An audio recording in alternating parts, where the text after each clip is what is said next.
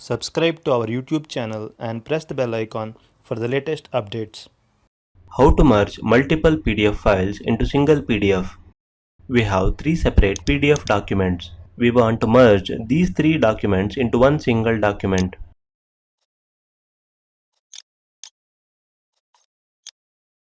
To do that, open your favorite browser,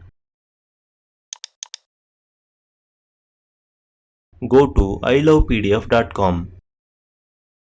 Click on Merge PDF icon. Click on Select PDF file, or you can drag and drop the PDF file here.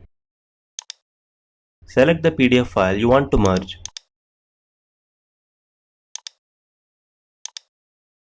Click Open. To change the order of your PDF, drag and drop the files as you want. Now in the right sidebar, click on Merge PDF button. Wait for few seconds. Click on Download Merged PDF button.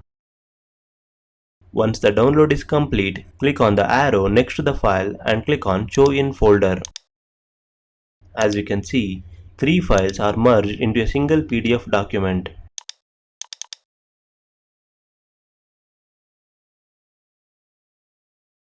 This is how you can merge multiple PDF files into single PDF. Thank you for watching.